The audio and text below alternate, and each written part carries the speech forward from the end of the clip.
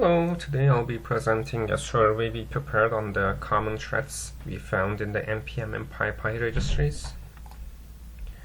So package managers are connected to registries, whether they're public or private registries, and these registries mostly contain libraries and dependencies that a user may need to facilitate their development cycle.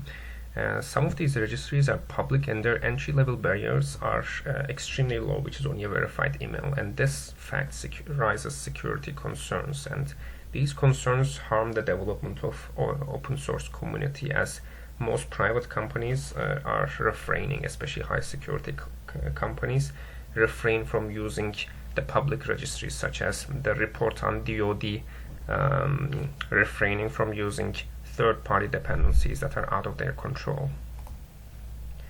So the main issue comes from the low-level entry barriers. Basically, we give strangers too much power, and several attack types have emerged in the most popular public registries, which we found to be npm and PyPi registries. So in our contributions of this projects is basically we are the first survey, to the best of our knowledge, that focus on the OS, the common threads and OS registry security, and we are the first to offer countermeasures to the admin team, and we also incorporate ML into our countermeasures. And we did this as we found that most commercial antiviruses are leaning towards AI, as they found that ML techniques are much more robust than signature-based methods. So in order to gain the benefits of the robustness, we decided to incorporate ML into our techniques. So our most important countermeasure, we propose that we believe that the public registries should have some sort of scoring system, such as a trust score system, that should be built, and basically after you pass a certain threshold, then you should have the privilege to publish. Privileges can be given gradually, and to encourage more users, they can basically be given perks from companies that npm is collaborating with, maybe discounts or maybe any other kind of perks.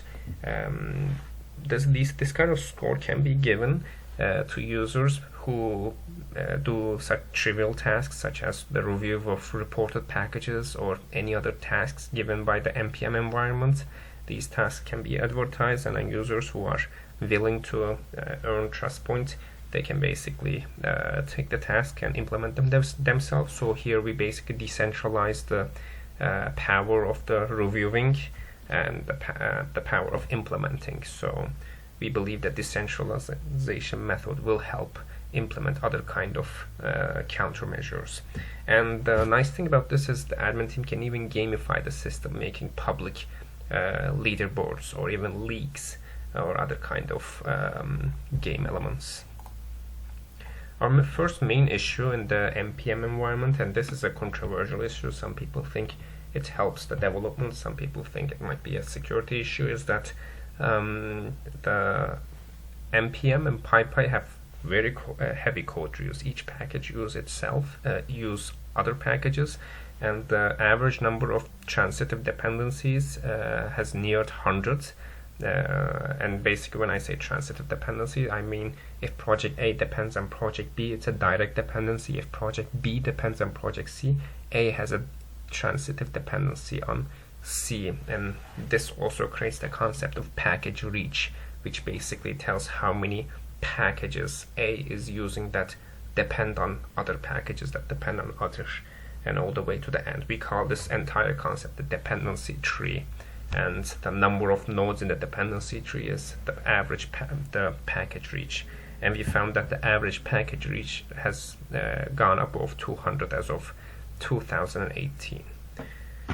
And this code reuse may open new attack surfaces for attackers, as supply chain attacks are becoming more prevalent.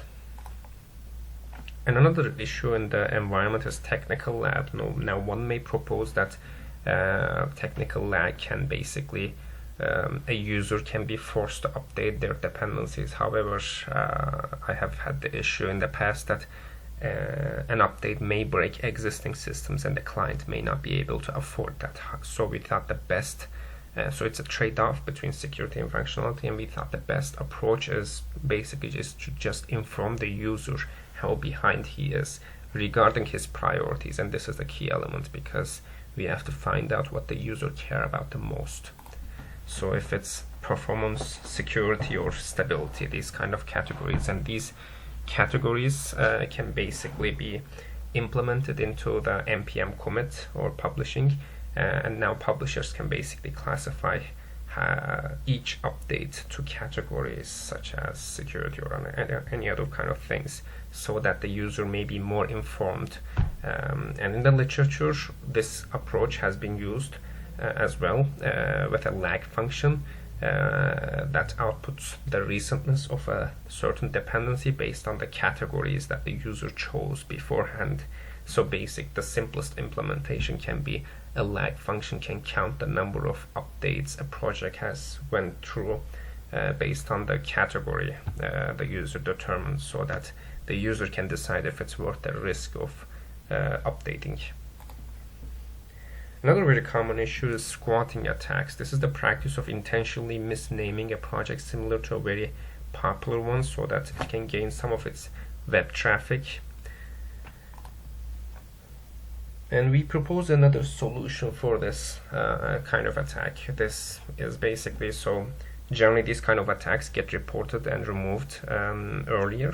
However, there has been several also cases that thousands of users got compromised before the package could be removed.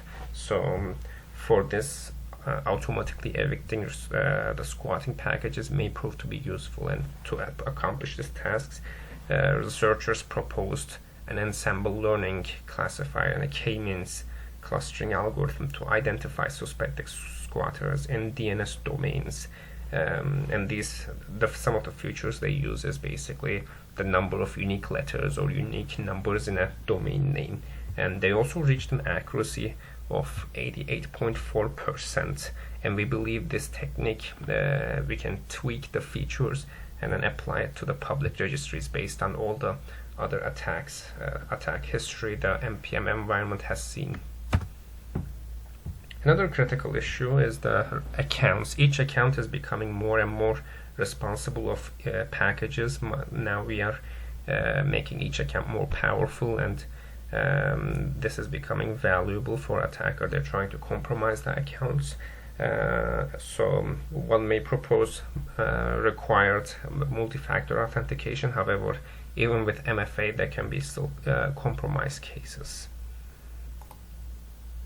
So in order to solve this issue, there is a whole research field itself, which is code authorship identification based on anomaly detection.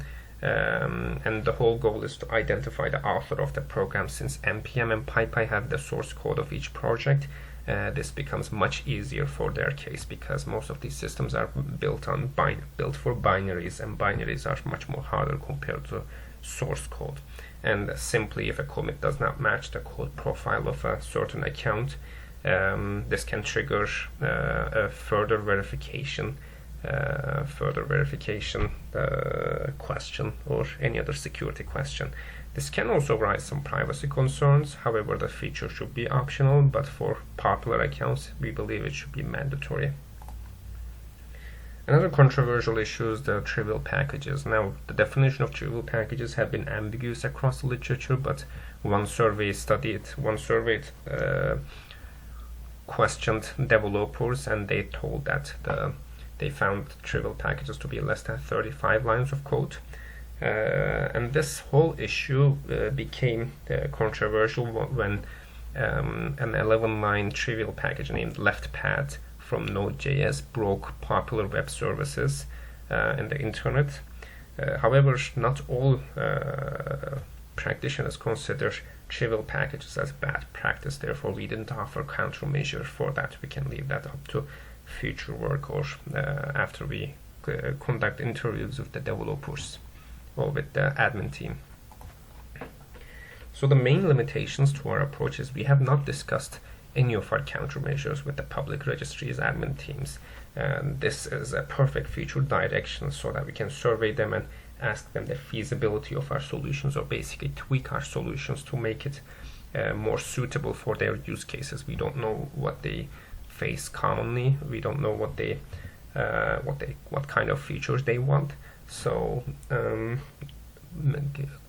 interviewing the admin team is definitely a must. And another future direction is implementing the cost-benefit analysis of using OS registries in terms of categories for each company, as we believe that not all companies care about the same issues. Some companies care about specific issues, and if we can give a clear explanation of the risks and the benefits of using the public registries, we believe we can attract at least some of the companies back to the open source community. And as a conclusion, since we believe that the admin teams of PyPi and npm is quite low and their resource may be constrained, these countermeasures can be implemented by volunteers in exchange for trust score.